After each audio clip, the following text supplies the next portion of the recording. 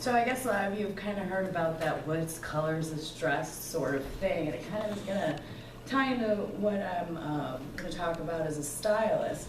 When you come in for your consultation, I think the biggest mistake that people make or stylists make is a breakdown of communication. And I think a lot of the reason for that is because everybody sees color differently. It's because a doctor in LA Times says we have different cones and reflections on how we see light or dark colors. So to help explain what it is that you might, service that you might need, or explain exactly how you want it, one of the tools I like to use, because people see color different, is the color book. And so that you can point out to me exactly what color you see, and what color might be different than what I see. And another thing we could do is bring pictures so that we can really get an image in our mind of what you're really looking for. Because you notice the difference in her hair where it's lighter, it's called an ombre, and then just different styles that we might like to see. And so here, you have to do it over here, is a little video, but before I started actually, another thing is maybe definitions. Stylists like to use a lot of different terms like, oh, I'm going to texture your hair, I'm going to highlight, or I'm going to low light. And a lot of times we may not know what that means. Or when a man comes in for a haircut, well, what size guard would you like? So, and they, you know, different sizes leave different lengths on the hair.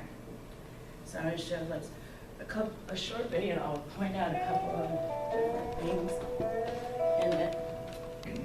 So this is kind of the same as the haircut I showed you that Justin Bieber had, but it's a little shorter, and Justin's is more of a pompadour, but you style it differently. So he's going to wet the hair down, and then he's going to use the clippers. And usually when you use clippers on male hair, you like the hair to be dry, but just notice he's just really wetting the top. And then he's going to go in and what we like to call blending the hair a little bit so you can see the different lengths. And that's another term I think that stylists tend to use that maybe everybody doesn't understand. So after he gets done razoring it, and this is an edger, and that takes it down to a 0, which is no hair at all, so you see the difference. And then you can flip it, and it'll do a 1/2 inch all the way up to 6 inches.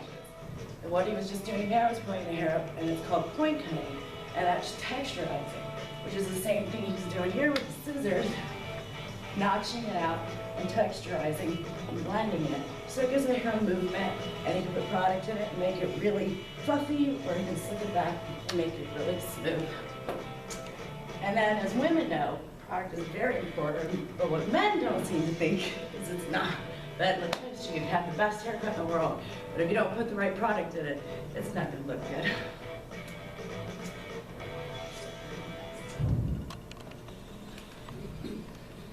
Next, I'm going to explain a little bit about the ombre color that I was showing you and the different techniques that we use for color, and just kind of explain to you what we mean when we say highlight or low light or foil or balayage, which is the French word for hand painting or freestyle.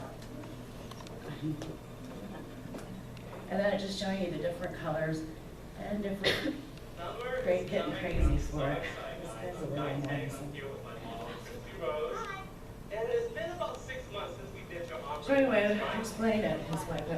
She's kind of washed out. She's done it before. It's summertime. And basically, he's just going to brighten it up. So what he's going to do is what we call break the base, which isn't really like coloring it, but it's going to make it look like natural in the sun kissed it by itself. And then he's going to go in, like I explained, and hand paint and balayage to bleach in her hair, to lift her hair and make it look more natural. And that's it. And I'll show you before and after to figure it out. But I can't, so. There she is after.